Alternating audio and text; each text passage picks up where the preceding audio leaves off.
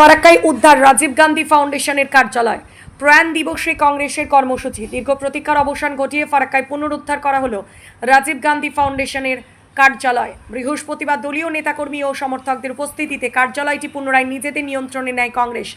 একই সঙ্গে সেখানে যথাযোগ্য মর্যাদায় দেশের প্রাক্তন প্রধানমন্ত্রী প্রয়াত রাজীব গান্ধীর প্রয়াণ দিবসও পালন করা হয়।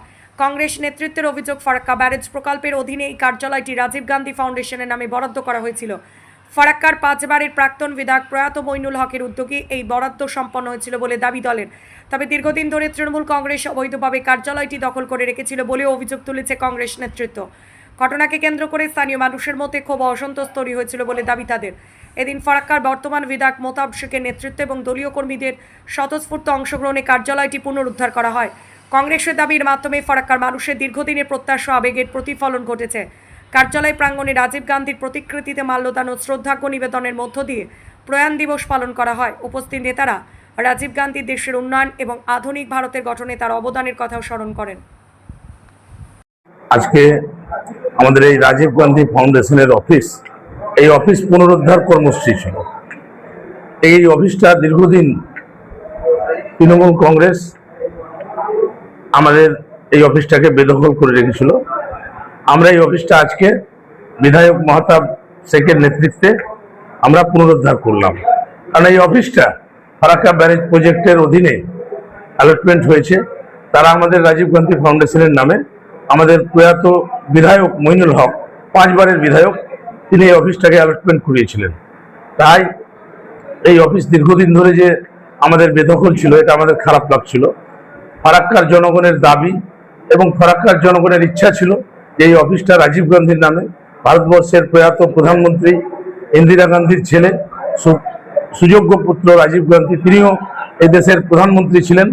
তাই তার নামে অফিস, সুতরাং এই অফিসটাকে বেদখল করে রাখবে, এটা এখানকার মানুষের মনে একটা অসন্তোষ, চাপা ক্ষোভ ছিল, কাজ করছিল।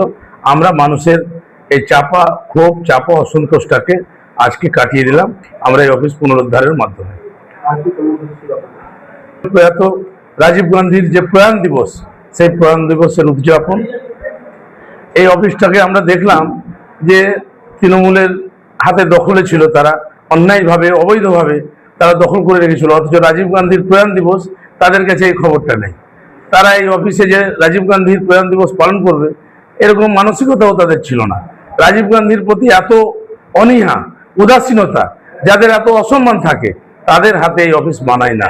তাই আমরা আজকে প্রয়াণ দিবস পালন করলাম। আমাদের জনপ্রিয় বিধায়ক, উন্নয়নের নবরূপকার, তিনি পতাকা উত্তোলনের মাধ্যমে এবং পুষ্পাঞ্জলি প্রদানের মাধ্যমে আমরা আজকে তার প্রয়াণ দিবস পালন করলাম। আমাদের ফারাক্কা ব্লকের প্রেসিডেন্ট আব্দুল বাসির, তিনি উপস্থিত ছিলেন, তিনি পুষ্পাঞ্জলি দিলেন। আইএনটিউসির সভাপতি রানা, তিনিও উপস্থিত ছিলেন। আমাদের মহিলা নেত্রী এবং আমাদের প্রয়াত মইনুল হকের স্ত্রী মাননীয়া সাথী মিত্র হক, তিনিও উপস্থিত ছিলেন।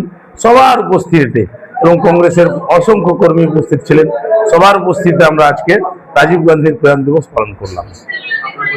আমার পরিচয়, আমি মুর্শিদাবাদ জেলা কংগ্রেসের সাধারণ সম্পাদক এবং আমি পশ্চিমবঙ্গ প্রদেশ কংগ্রেসের রিসার্চ কোঅর্ডিনেটর।